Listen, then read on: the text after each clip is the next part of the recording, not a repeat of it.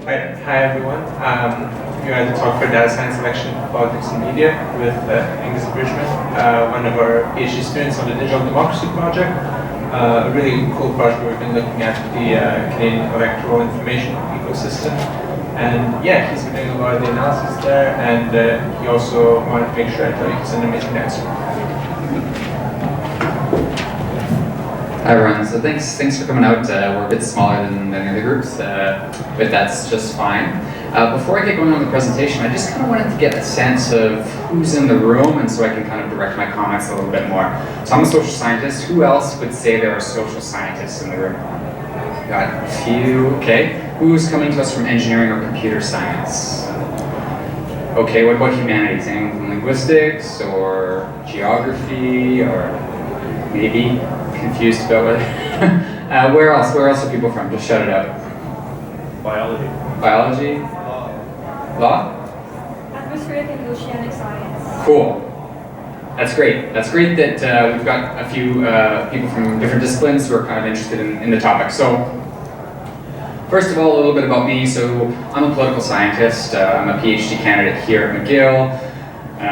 I look at political participation, so I look at like expressive and non-traditional forms of political participation. So this largely takes the form of social media, but also kind of protest behavior and some of those extra formal ways to express yourself politically. I've got a long list of affiliations, but sort of my primary home is I study democratic citizenship, and then I'm sort of affiliated with the Network Dynamics Lab, with the Max Bell School, and today kind of who I'm representing is the Digital Democracy Project. I put here, I'm also apparently a data scientist. And what I would say about this is that until maybe 6-7 months ago, I wouldn't have said I was a data scientist. That wasn't the hat I put on. That doesn't mean I wasn't doing data science, and probably for many of you in the room, you also are doing some form of data science. It's now just that there's been a label that's put on it. And what's really great about the label of data science is there's all of this work that was being done by social scientists, by engineers, by computer scientists, by folks in linguistics that was kind of using approaches to data science but didn't have a nice sexy name attached to it. And now there's this name. Now journalists want to talk to data scientists. Now the public is interested in what you do much more than, oh, I do conventional statistical analysis and political science. Nobody cares. But with data science, people are suddenly paying attention. So that's great. So I'm happy to take on this label, and I'll talk a little bit about what that means for me. So today, I'm going to start with kind of what I think data science is from the perspective of a social scientist. Then I'm going to talk through the Digital Democracy Project. If you're really interested in the results and kind of that work, I really encourage you, I'll put the website up for the project. Feel free to come talk to me after about the specific findings. What I'm going to be showing you today is some of the work that we've done, some of the data science that we've done on that project, and the process by which we came there. So today is really about sharing what the process for doing good data science is, and some of the things that we did, I think, well, and some of the things that we didn't do well. And so I've got a bunch of different visuals I'm going to show you today. Some I think are really great examples of good data science, and some I think are missing something. I'm going to talk a little bit about your place and all this. Who attended either Derek's session or Erica's session this morning? Just raise your hand up. Okay, so actually a lot of new faces in the room, good, so that's not, for those of you who attended the other two sessions, I'm sorry, there's a little bit of repeat. I think, you ask people to talk generally about data science and everyone wants to say the same thing. As Derek said this morning, this is an emergent field. Nobody really is an expert in data science yet. There are data scientists, but we're all just learning along the way. So I'm going to talk a little bit about your place in this, and then we should have about 15-20 minutes at the end for questions and answers.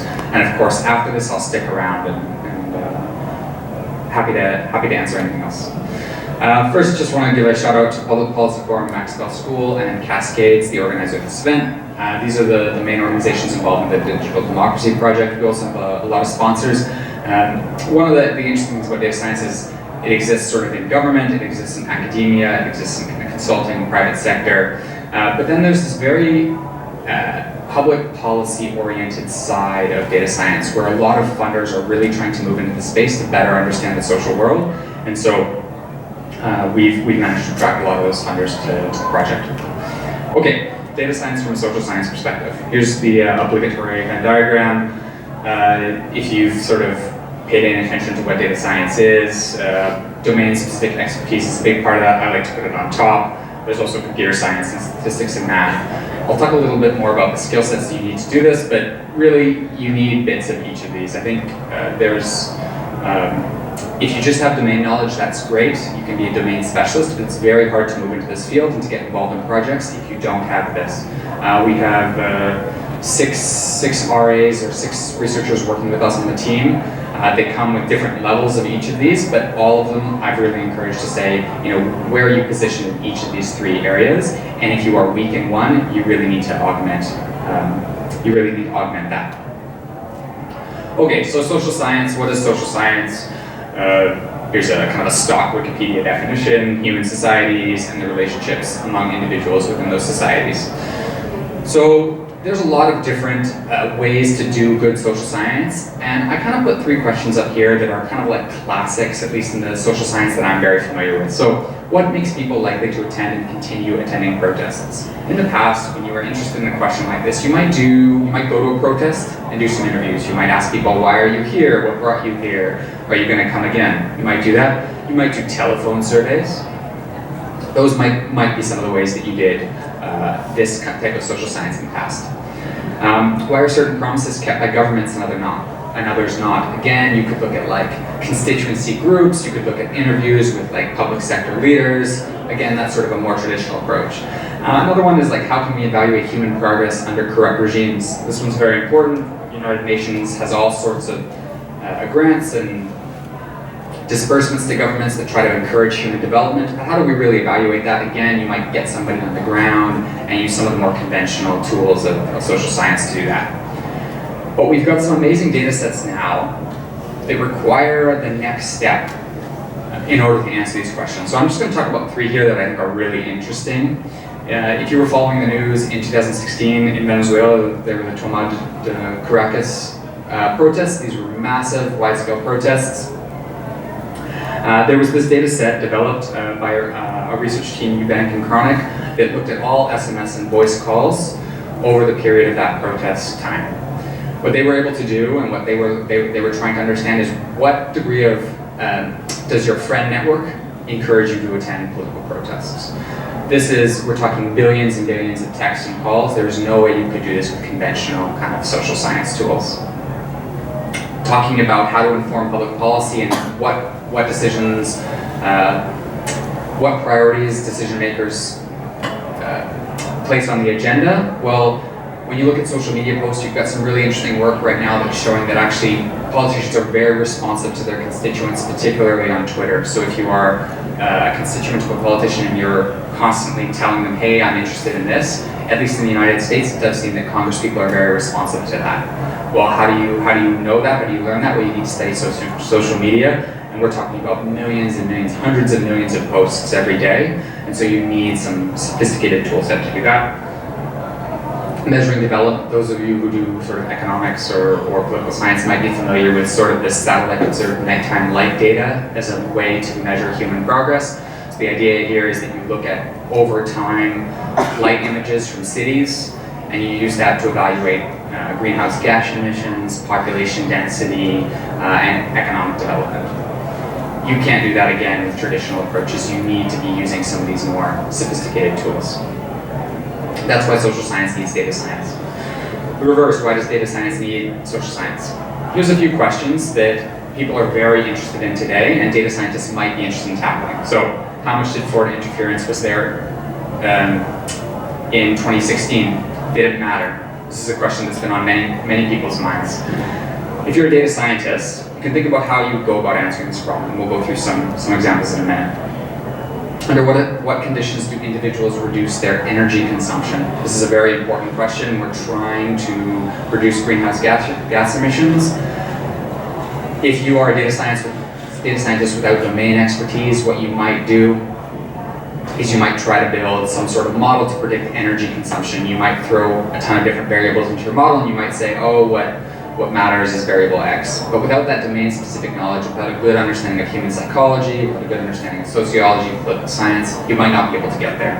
And then another great example, and if you listen to the CEO of Sidewalk Labs, which is one of Alphabet's companies, which has this major project in Toronto, which has received a lot of criticism, but sort of at the base, what they're trying to do is build better cities.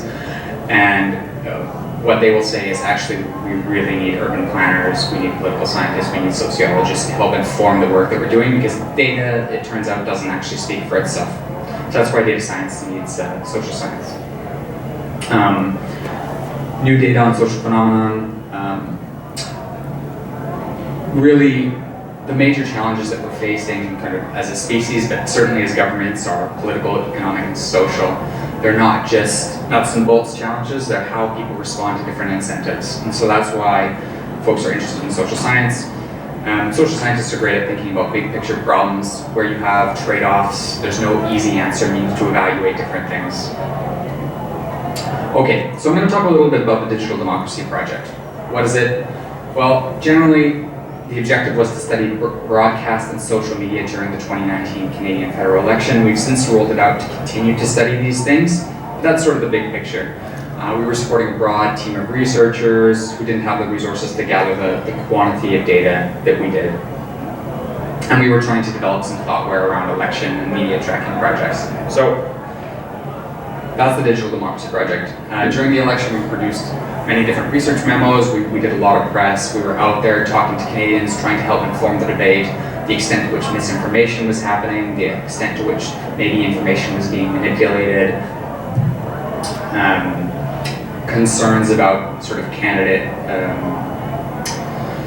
participation online, these kind of things. So we were out there very actively in the media and really trying to be kind of like an active participant in the democratic process. So that's, we did some research memos. Today I'm going to talk about a few of the big questions that inform the project. So first, how polarized are Canadians? This is a very important question. I'm sure if you read any sort of newspapers today, you'll hear, oh, polarization is the highest it's ever been. People are dividing into ideological camps and they end up hating each other. This is very true in the United States, but it's true to some extent in Canada as well. And there's been a lot of concern about this. If you have a very high degree of polarization, you have breakdown in social trust, and you can have all sorts of negative downstream effects in the political system, but also in other social spheres. Another one was how susceptible are Canadians to misinformation and fake news. So after the 2016 election, everyone was screaming, oh, fake news, we have to be very careful about this. So in the Canadian context, we had tons of journalists. There were so many journalist shops set up to try to study misinformation during the election. And they were doing it with limited data and trying to do it based on interviews and sort of scrolling through feeds. So we were trying to inform that as well. And what mattered during the election. So when I say what mattered during the election, I mean, did the blackface story, if you follow Canadian politics at all, did the blackface story matter for Trudeau? He still won, he won with the minority. Did blackface affect that at all? What about sheer citizenship question? How much did a carbon tax play into the election? So big questions, big challenging questions. These are questions that I think are perfect for data scientists to kind of wrap their heads around. So I'm going to talk through the way in which we answered some of these questions. So how polarized are Canadians? So imagine you're a consultant. You come into an organization and somebody says, how polarized are Canadians? Your job, you have whatever, a month, 2 months, 3 months to do that. How do you go about doing that? So how do you measure polarization? What is it? Is it political polarization? Is it separating into different parties? Is it about ideas? Is it about pro-carbon tax, anti-carbon tax? Is it about anti-vaccination, pro-vaccination? What are we measuring polarization? What's that dimension? You might also be interested in which Canadians you actually care about. So you might only care about people who are very politically involved. You might only care about voters. You might only care about people who are online. You might be particularly interested in youth. You might be particularly interested in those who volunteer. There could be a variety of choices there. So you need to think about that. And then sort of the classic question, do you want to measure change or point in time? Most people don't care so much about point in time. What they're really interested in is change. We are becoming more polarized, not less. And so you have to think these through. There's numerous design, measurement, and modeling strategy choices in going into answering a question like this. And these aren't questions that you can answer by being an excellent script writer or by having excellent statistics and mathematical skills. These are questions that you need to take a step back and sort of think with your domain specialized hat, how am I going to go about answering this? So I'm going to talk through this. This is one way to one portion of a graphic that we produced, and I'm going to talk through kind of the design process here. So just to explain a little bit, we took all the top news sites that are shared on Facebook, Instagram, Twitter during the election. There's 25, but I sort of chop off the bottom 15 for you there. We looked at supporters of the main 6 parties. So the way we did this, I'll talk about that in a second. So we have the 6 parties, and then along the x-axis we have the likelihood to share a story. So from left to right, quarter or less, quadruple or more. So what this means is, how likely is somebody from one of these parties to share a story? Now, this is some sort of measure of polarization, and this is trying to get at a degree of polarization. So when we think this through, we go, okay, what would polarization look like? Well, polarization might look like certain journals are only shared by certain partisans. So this community only reads, let's say in the United States, this community only reads and listens to Fox News. These people only read and listen to MSNBC. In the Canadian context, it might be like True North News and the Tyee, if you're familiar with kind of the Canadian media landscape. So just, to show that it works, for example, CTV, the Bloc Québécois, supporters don't link to CTV, but they really like La Presse, Journal de Québec, Radio-Canada a little bit more, Journal de Montréal. NDP, Green, Liberal supporters, they really don't like the media organizations on the right. Willette, Post-Millennial, Rebel, True North News. They're much less likely to post that. So a few design choices went into this. First, how do you identify partisans? How do you identify likely partisans on social media? On social media, people don't put in their bio staunch conservatives, staunch liberals. Some do, and you could subset your analysis to just those people, but you might be interested in something more. So we did it a couple different ways. One way is we looked at follower behavior. So we looked at follower behavior of candidates. We know candidates' party affiliation. If you follow multiple candidates from a single party, you're likely a partisan. That's what this graphic is showing. There's other ways to do it. One common way is that you look at the media they follow, but then in this situation, you produce sort of an endogenous problem there. Another way, and something we did during the election, is you would survey people. So you go on Facebook and you go on Twitter and you post advertisements and you try to survey these individuals and you try to ask them, hey, what's your partisanship? So these are all choices that need to be made. Quick show of hands, does this show that Canadians are polarized? Raise your hand if you think this shows Canadians are polarized. Do you think it shows they're not polarized? A couple hands. So most of you fall in the don't know category. You're not sure if this shows you. And I think, that's a reasonable response. Okay, so this shows a degree of polarization. There's a degree of media sorting that is going on. There are some right-wing outlets that are only being linked by conservative and People's Party candidates or followers. That maybe is polarization, but doesn't necessarily mean it. Here's another way. So we wanted to explore this a little bit more. So we wanted to look at the top stories. One of the things about echo chambers is that certain stories get circulated within them and pick up steam, and then that community is just talking about that story and nothing ever gets out. So here you have the top 12 stories shared by 4 parties, so three stories per party during the election. The bar is the proportion of shares by identified partisans using the same kind of partisan identification that we used in the last one. So you can see on the top, those are NDP stories, and the bottom it's Bloc stories. This is another measure of polarization. So what we're doing here is we're saying, for the stories that people in the Bloc really cared about, how many other partisans cared about those stories? So the top 3 stories are all in French, and they're stories celebrating successes of the Bloc. So it's not unreasonable that maybe the Bloc would be the primary people showing that. Does this show polarization? Again, raise your hands. A couple people. Okay, so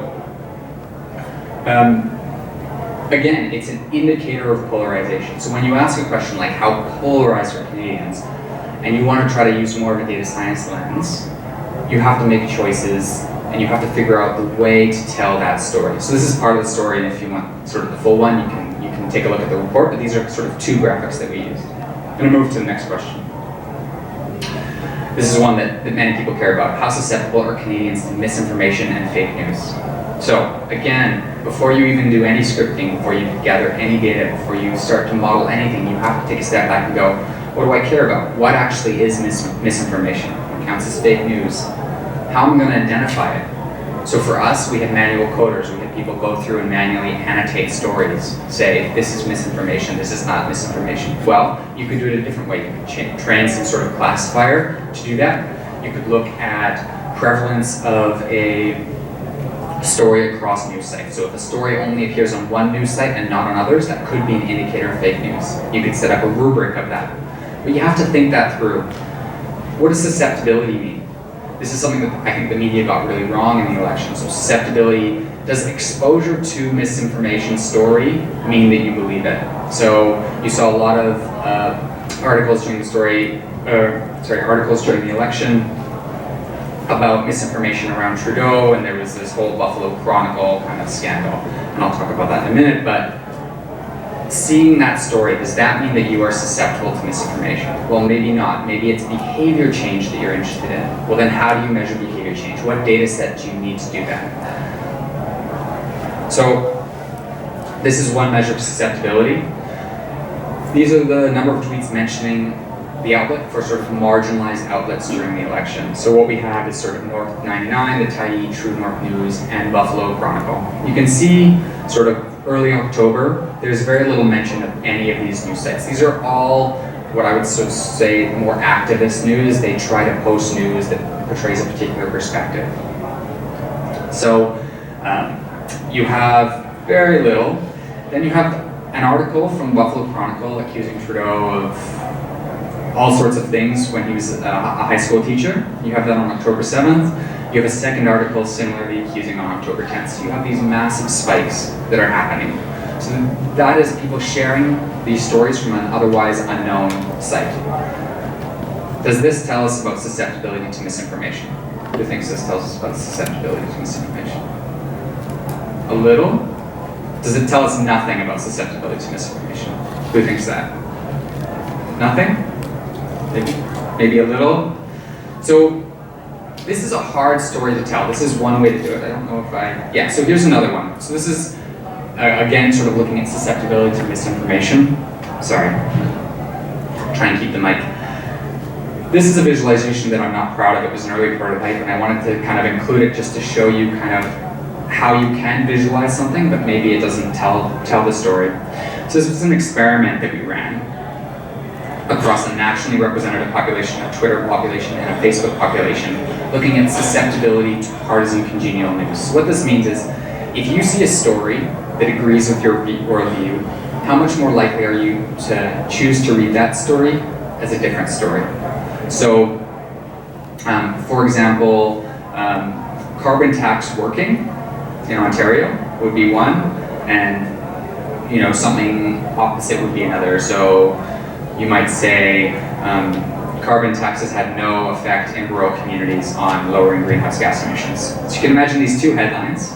If you're for or against the carbon tax, you might be more likely to select one or the other. So we ran this experiment across the three populations, and what this graphic very ineffectively shows, and this sort of speaks to the importance of visualization, is that the Twitter and Facebook communities are much more polarized than the national community.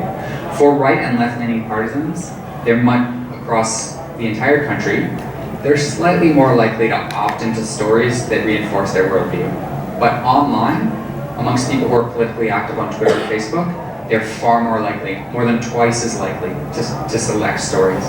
So when we start to tell a story about how susceptible people are to misinformation and fake news, this is another data point, it's another indicator that maybe what's happening is people online, if they read something that agrees with their worldview, they're much more likely to click on it. It's not about whether or not it's true, they don't know, they haven't clicked on the story yet, but they might be clicking on it because it supports their worldview. So this is some sort of cognitive bias that they have. Is this evidence? What do people think? Is this evidence for susceptibility to misinformation? Okay, so this one's a bit more convincing. I'll work on the graphic, it'll be prettier. So again, some design choices here. So this isn't just observational data. In order to do this, we needed to run an experiment, and we needed to figure out how to recruit people. And this was a multi-month project to try to get this type of data. So why did we get this exact type of data? Well, we knew our research question up ahead, and we thought, what's a good indicator? Well, this is a good indicator, whether or not you opt into partisan congenial news. So that's why we ran this experiment. Found some results. I'm going to talk about the third before kind of turning to some more general comments. So, what issues matter during the election? This is a question that every pundit will have an opinion on coming out of the election, every single one, and they will never agree. So if you watched election night coverage, oh, the blackface story was very important. Oh, Trudeau's citizenship thing was the most important. Oh, the SNC-Lavalin scandal, that was really what mattered.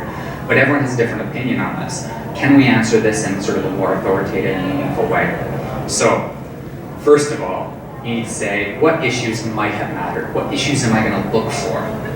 How am I going to look for them? Where am I going to look for them? Am I going to look for them in a general survey across the population? Well, if you ask Canadians, what issue do you most care about? What do you think they say? The economy. They always say the economy. So you can't really do that. So you need to measure it some other way. How do you measure the extent they mattered? So does conversation about something equate to mattering in a political context?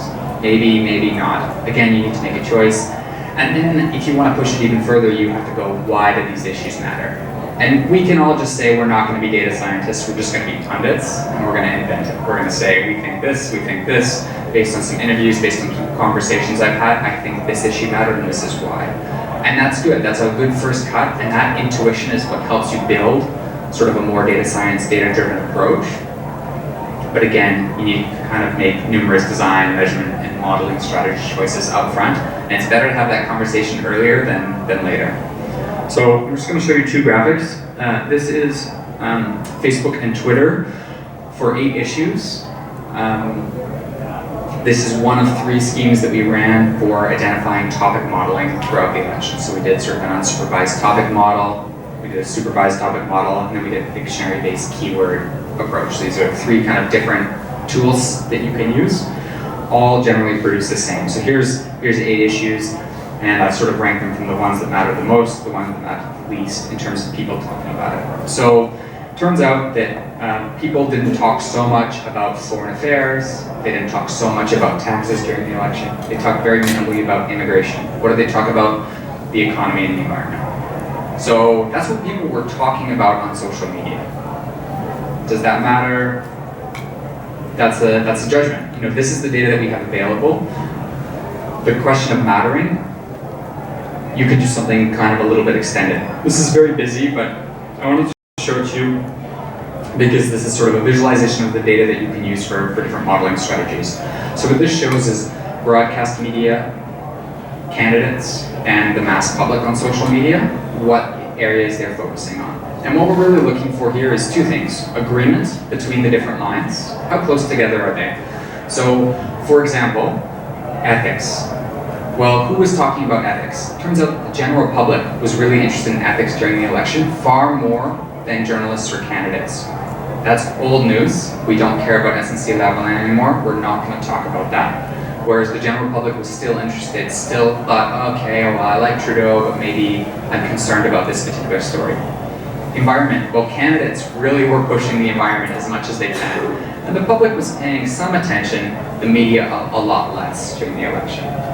So candidates were really trying to make the election about this issue, and to some extent they succeeded. It was an important issue, but it seems that the public didn't generally follow. Conversely, you have something like immigration, where candidates more or less stayed away from the issue. They didn't want to talk about it. We can talk about the political reasons why that was. But the broadcast media actually paid a lot of attention to immigration, and they were thinking, oh, okay, maybe this is a debate about immigration, and maybe it's not. So again, this is a choice. I've chosen which lines to show you across which states. This one showed pre-election, during election, and post-election. Why is that important? Because maybe the election doesn't spark an issue. Maybe it's just always talked about. Maybe people always care about the economy, and they're always talking about the economy. So you want that time variance, but you also want variance across groups. So you have that here. So again, lots of decisions to be made. I like this comic. Sometimes science is difficult, it makes me sad. And one of the things in doing a project like this is that what mattered during the election, how susceptible, how polarized. We can give partial answers. We can get the best data, we can have massive resources to gather data, to do analysis, we can have a whole research team, and we can still only get part way to an answer. And so that's why I put this up. I think it's super important to be, as a data science, humble. I don't know, who followed Cambridge Analytical scandal? Who followed kind of what was going on with that? So like, hopefully this is what inspired you to get into data science, but I think the Cambridge Analytical scandal is a great example of where they forgot this. So they promised and they said, we can do so much. We can get data from people on Facebook and we can influence the way they vote. And they promised that and they promised that and they promised that. They shared data, but that aside, just the promise itself is an insane promise. If we think about where this data psychology and political science is, there is no possible way they could deliver on what they were promising. They were pretending data science isn't hard, and they were using big 5 personality traits, and they were saying we can accurately predict based on an old psychological model what you will vote for, and that's absurd. So I think this is sort of social scientists are very grounded in this. We know that science is very hard, and just because you can gather the data and write a script doesn't mean that you have an answer. You have a partial answer, you have indications, and you can advance human knowledge, but you can't get all the way there. Okay, promised I'd talk a little bit about your place in all this, so I will do that. Bear in mind, sort of I'm a recent comer to the data science space. I've been very fortunate in the sort of right place, right time, doing political science, but sort of more computational, and I've slipped into this data science role. But I think what you can do, you can't control whether or not you will be in the right place in the right time entirely, but you can make sure that if you are there, you have the skill set, you have the resources, you have the connections in order to succeed there. So I'm going to talk a little bit about the skill set. I'm going to talk about the importance of the substantive area of interest, and I'm going to talk sort of about some general advice.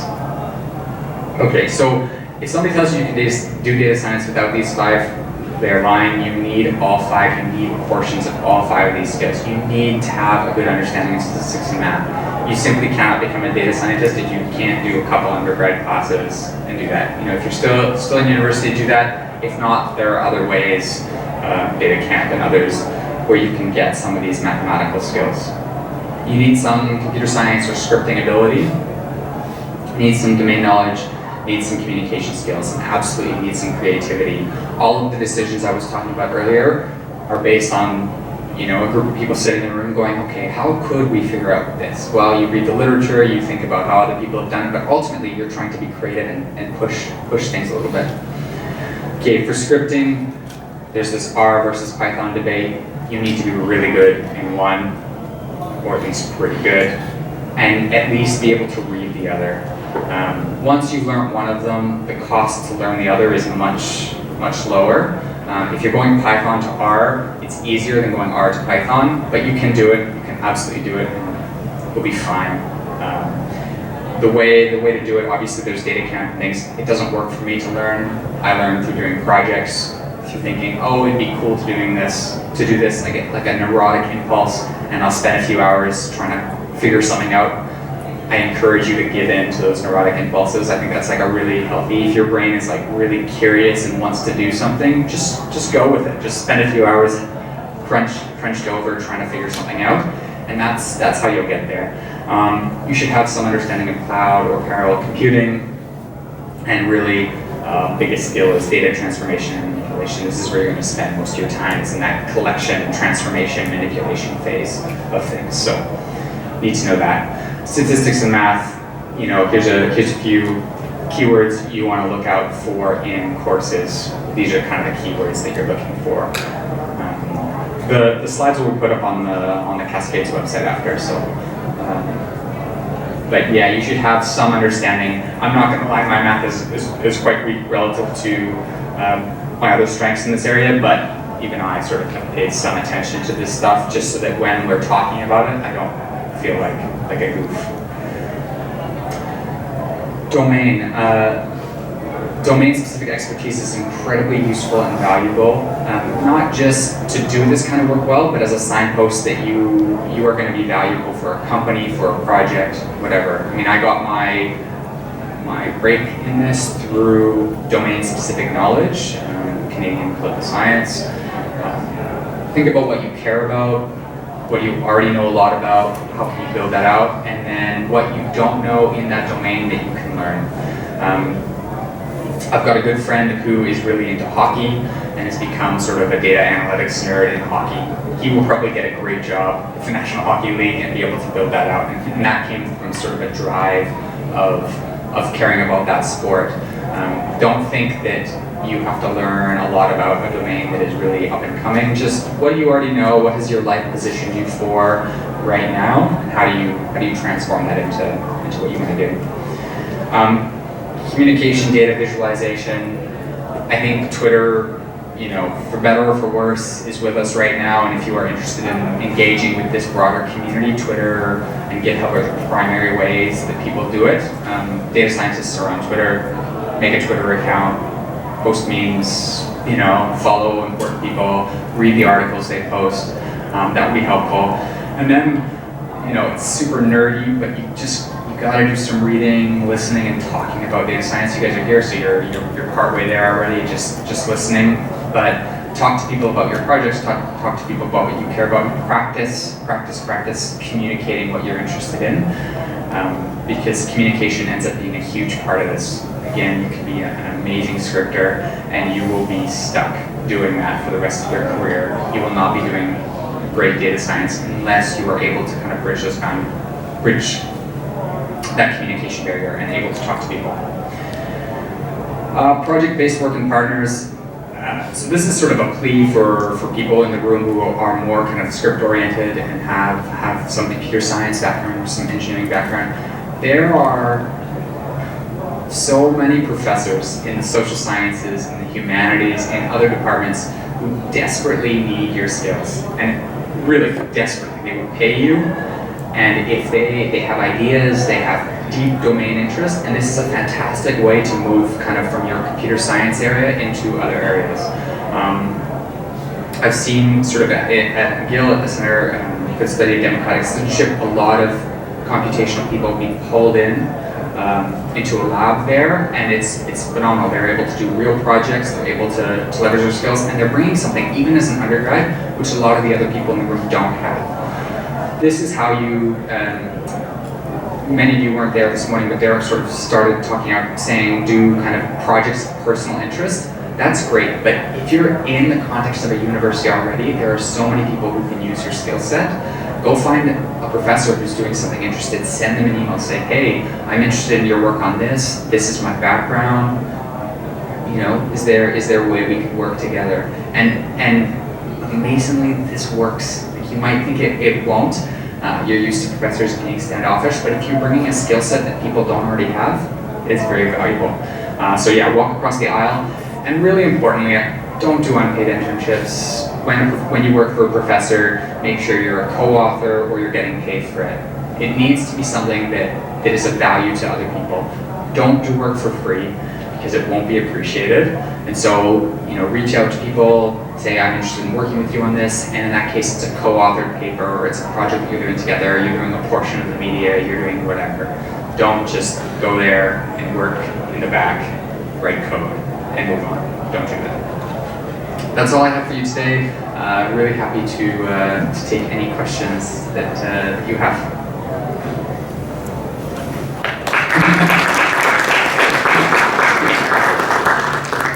About any of this or whatever. Questions? Yeah, you could just use the microphone so I can hear you. Oh no, I have a question. No, not her.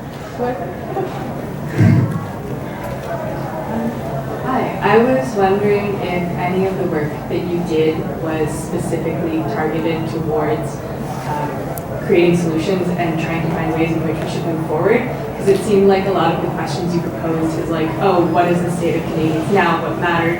Parsing like what just happened in the election. Yeah. Do you then use that data and kind of try to model into the future, or is it really, for now, like a tool to understand what's happening? Absolutely, that was sort of a major part, was to try to think about practices for how you can do this better. For me, the big bulk of what I did in this space is trying to work with journalists to improve data literacy and data understanding. So for me, that's very important. That's actually the biggest way that I think we can have an effect, is that tens of people will read our report. And I accept that, I understand that that's just the way, that's the reality of doing sort of a public policy oriented report. But journalists are out there every day publishing about these things. And they need a better understanding of how this stuff works. So, for example, like response to misinformation stories, how do you respond to that? What did the journalist community do in this case? And we're going to be running a workshop, it's scheduled for March, with a set of journalists who are sort of working with us a little bit on this project about trying to sort of say, before you write a story, there's misinformation ruining the Canadian election. Think about it. Think about the data that is actually available. Talk to an expert. Take a minute, breathe. Because we had a lot of kind of boy cries wolf in the Canadian election, but there were actually a lot of stories being written about misinformation and very few misinformation stories that were being circulated. So that's one way. The other thing is we're sort of part of a global community of practice that is looking at election monitoring projects and trying to figure out how to do this better. And so absolutely.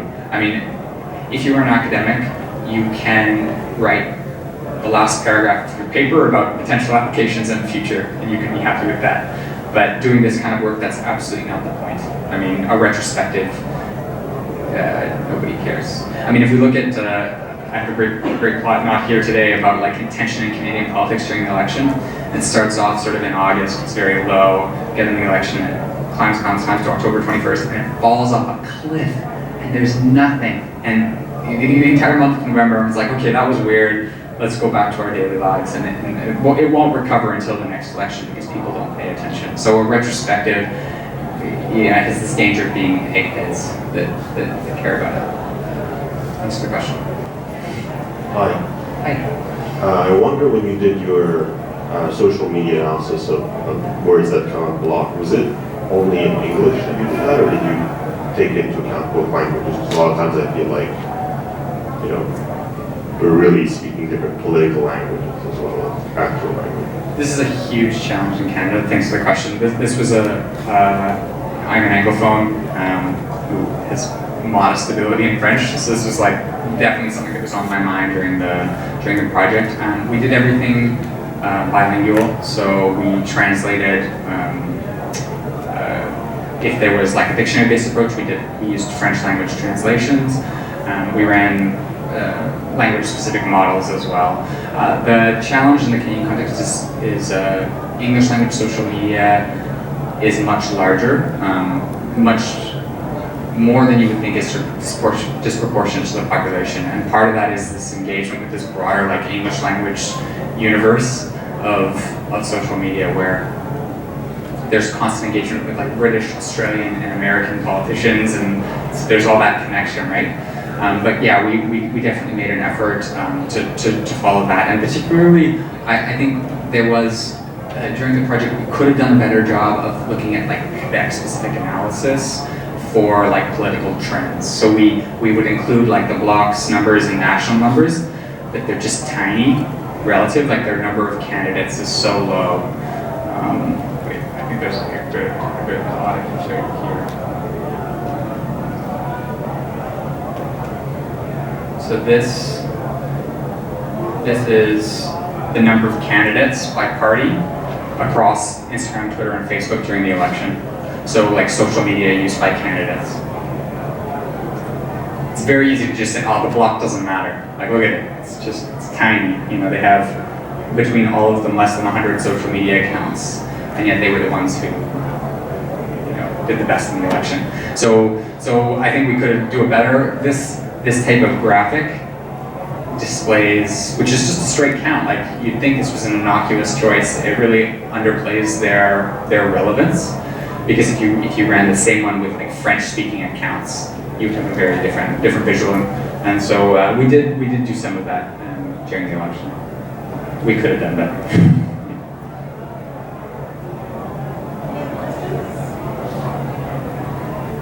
All right, well, thank you all so much for coming. I'll stick around for a few minutes if you have any other questions, and I'll be around for the rest of the day as well. Cheers.